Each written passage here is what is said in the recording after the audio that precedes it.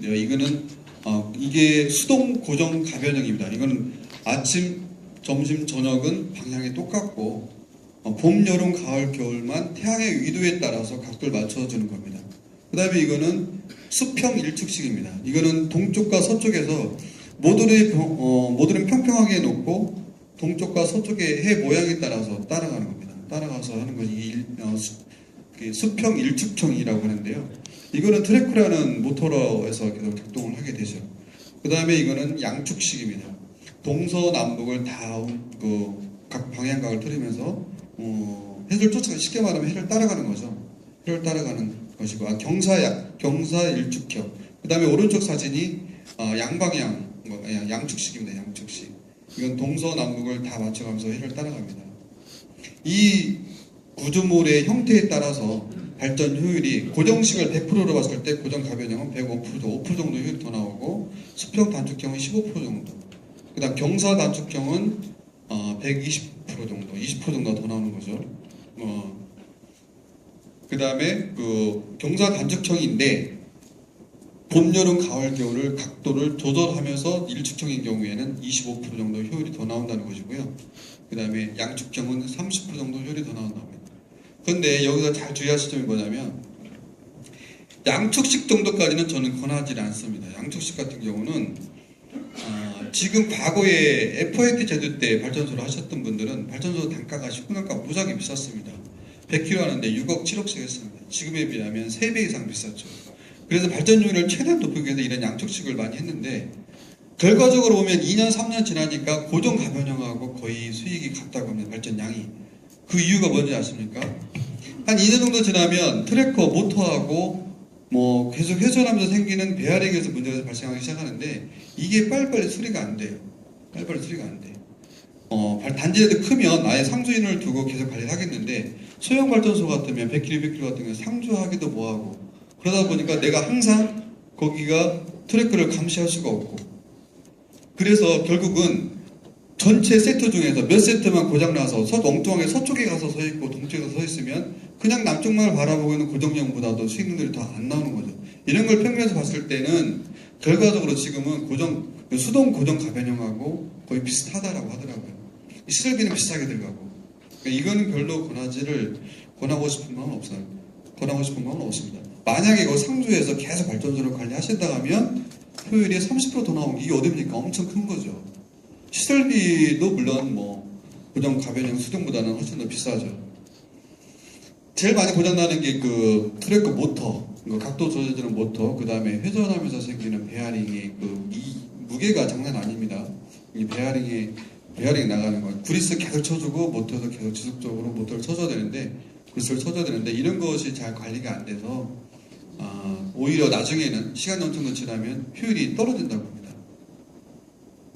우리나라 태양 위도상력, 우리 여름과 겨울에 태양의 위도가 많이 틀리죠. 태양의 위도가 많이 틀립니다. 그래서 태양광 모듈의 각도는 고정 가변형이나 고정식을 계산할 때는, 고정식인 경우에는 봄, 여름, 가을 평균치로 해서 각도를 선정을 하고, 고정 가변형인 것 같은 경우는 겨울의 태양의 위도를 중심으로 태양광 모듈 구조물을 설계를 합니다. 겨울 각도로 했을 때 그늘이 지지 않게 설계가 되어야 1년 사계절 고정 가변형의 효과를 볼 수 있는 것이지, 겨울 각도에서 태양의 위도 25도 잡고 모듈 각도 40도까지는 잡죠. 이렇게 했을 때 그늘이 진다 하면 겨울 각도는 효율이 그만큼 못 받는 거죠. 그 다음에 모듈에 먼지라든가 이런 오물에 관한 효율 저하인데요.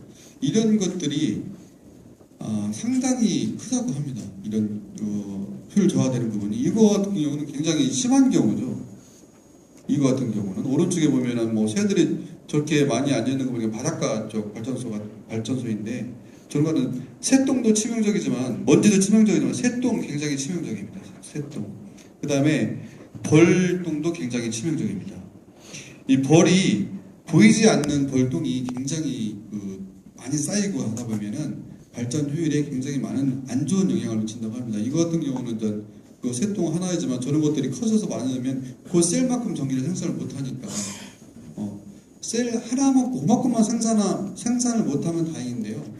셀이 모듈이 다 직렬로 연결되어 있지 않습니까? 보통 16직렬, 18직렬, 22직렬까지 모듈을 직렬하는데 어느 한 부분의 모듈이 발전량이 안 나오면 전력량이 똑같이 이런 통로를 통해 가야 되는데 그 모듈이 전력이 안 나오면 전력 병목 현상이 생깁니다. 그 모듈에서.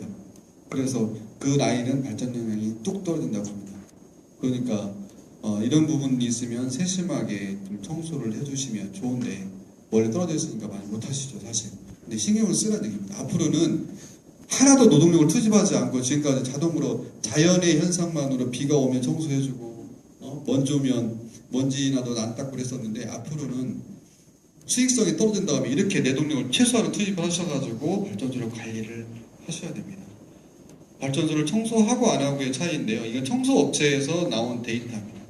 청소만 깨끗이 하더라도 10% 이상 발전소 효율을 높일 수 있다고 하고요. 실제 청소회사에서 하는 데이터인데 청소하기 전 2주 전 발전량과 청소를 하고 나서 2주 후의 데이터를 해놓은 겁니다. 발전량으로 보면 발전량을 일사량으로 나누면 33%까지 효율이 올라갔고 발전량으로 보면 27%까지 효율이 증가했습니다. 최고 여기 보면 43%까지 증가한 사례도 있습니다. 이거 강의 시간 여기 오늘 강의 중에 그 D 시간에 하이데벤 차장님이 나와서 강의하는 부분이 있던데요. 이 냉각 클린 시스템도 하나의 큰 대안이라고 보고 있습니다. 이 냉각 클린 시스템은 그냥 물만 뿌려두는 것이 아니고 그냥 물 뿌려서 모듈을 청소하는 개념은 아니고요. 청소하는 개념은 아니고 주 목적은 모듈의 온도를 식히는 겁니다. 모듈의 온도를 낮춰서 효율을 높이는 겁니다.